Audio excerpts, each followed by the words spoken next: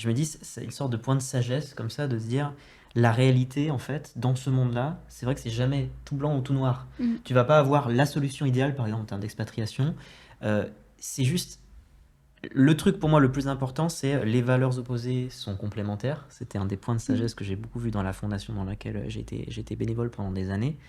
Euh, C'est-à-dire que on est dans un monde de dualité. Et là, on pourra rentrer dans un sujet très philosophique, très spirituel. On est dans un monde de dualité, et pour moi, on commence à vivre une vie plus épanouie à partir du moment où on accepte complètement. Au moment où vraiment tu acceptes le truc, tu dis, je vis dans un monde où je vais descendre dans la rue, je vais peut-être me sentir en insécurité, etc. Et puis, je sais pas moi, dans un centre de méditation de Paris, et puis Mm. là, je vais vivre un sentiment de sécurité et d'apaisement total. Et puis, je sors de là, et là, j'ai quelqu'un qui me rentre dedans, Mm. qui a un comportement hyper négatif avec Mm. moi. Tu vois. Et je trouve que le point de sagesse derrière ça, c'est le moment où tu acceptes vraiment pleinement, t'arrêtes d'être en lutte Oui. contre cette dualité du monde, que tu commences à être plus peace et Tu dire, te sens ouais, beaucoup mieux dans ta tête. Mm. Oui, ouais, tu te sens bien dans ta tête, mais ça, revenir sur le sentiment d'insécurité, ça peut être bien de. Évidemment, il y a certains endroits où tu auras toujours ce sentiment peut-être d'insécurité, mais Mm. après, ça dépend aussi de toi. Tu vois, t'es pas,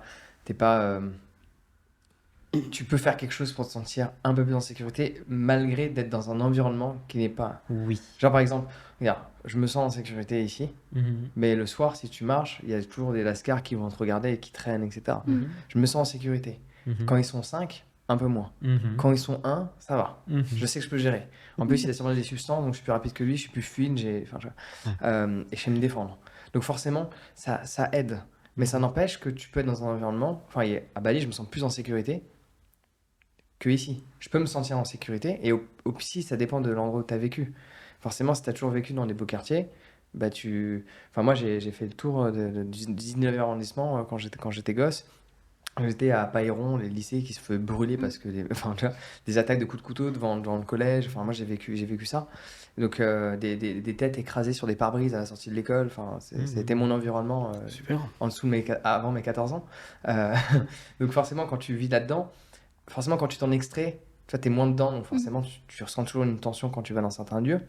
Mais c'est pas. En fait, une personne qui appartient à un environnement défini va moins ressentir cette insécurité. Parce que c'est son quotidien. Tu sais, quand tu vis dans une cité où il y a toujours des points de Mm. deal en bas, quand tu rentres chez toi dans ta. Enfin, tu vois, t'es pas en panique, je suis dans un four, tu vois, c'est chez toi. Mhm. Alors, idéalement, c'est de sortir de ce type d'environnement-là.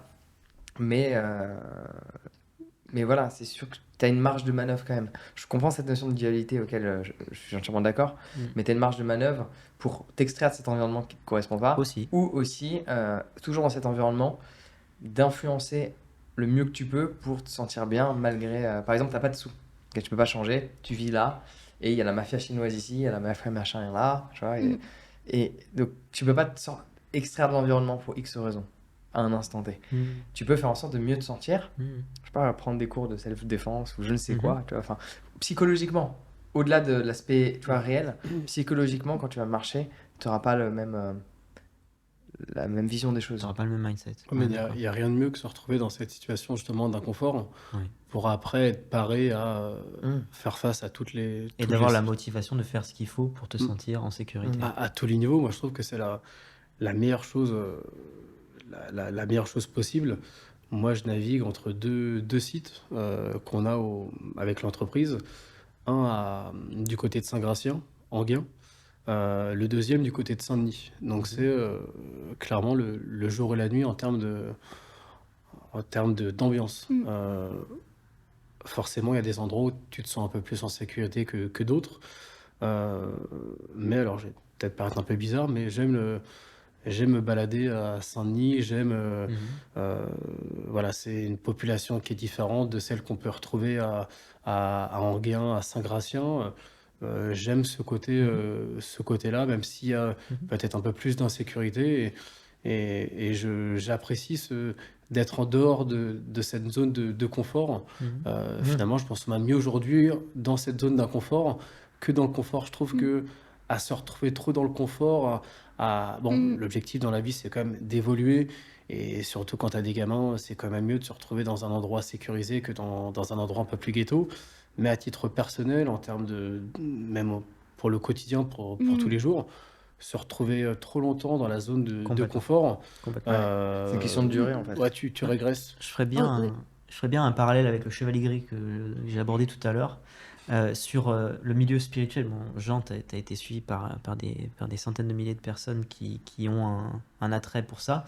Et pour faire le lien avec l'entrepreneuriat, toutes les personnes qui sont un peu thérapeutes, coachs, qui sont plutôt le bien-être, spiritualité, j'ai souvent observé une fuite justement du conflit ou une fuite aussi d'être actif sur les réseaux, d'être un peu dans l'énergie yang de Mmh. l'entrepreneuriat, qui est nécessaire à la réussite. Et pour moi, c'est vraiment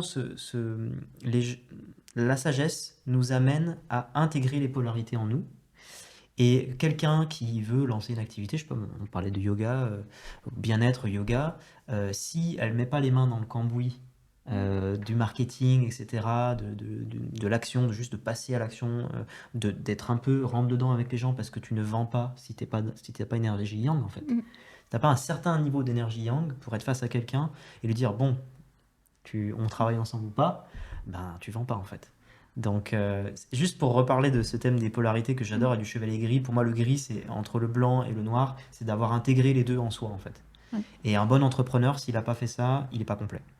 Ouais, mais après, je suis d'accord avec toi. Ce qu'il faut, c'est regarder. Je pense qu'on peut le voir et chacun a son parcours, mais à quelles difficultés ont été confrontées les personnes. Mhm. C'est-à-dire que, bon, bah, tu as la personne qui monte un business. Je vais prendre ton exemple. Mentalement, c'est probablement peut-être un peu plus complexe pour toi parce que finalement, tu as ton job. Tu es employé dans une Oui. boîte, tu touches un salaire. L'objectif, c'est d'avoir monté un business avec ta sœur, de le développer, probablement pour que ça devienne ton activité principale. Mais je dirais, tous les mois, tu as de l'argent qui rentre sur le compte. Mmh. Tu te dis pas, purée, si pour l'activité, ça le Oui, fait pas, j'ai rien à oui, bouffer. oui. Euh, Ouais, c'est et sûr je que pense que voilà. sortir de la sécurité. Ouais, c'est peut-être euh, encore plus dur pour toi parce qu'en termes de discipline, il te mmh, faut encore plus oui, que celui qui se dit, bon, soit mon business il marche, soit à la fin du mois, je paye pas le loyer. mmh, Mais en même temps, Et elle a une sécurité quand même aussi de savoir qu'il y a tant qui rentre tous les mois. mais Via c'est ouais, justement cette via le CDI. sécurité qui va lui demander plus de discipline parce Ça, c'est que sûr. mmh. c'est plus facile de. Enfin, En fait, on se repose dessus. Ouais. c'est ça. Quand on a cette C'est- sécurité, c'est difficile d'en sortir et c'est difficile de se mettre dans un mindset en se disant je ne compte plus sur ça. Et surtout moi qui, en fait, au tout début de ma vie, j'ai suivi un chemin qu'on avait un peu tracé pour moi, le chemin des études. Je ne savais pas ce que je voulais faire comme métier. Donc je ne me voyais pas arrêter les études. Pour faire quoi? Aller dans quelle formation? Faire quel métier?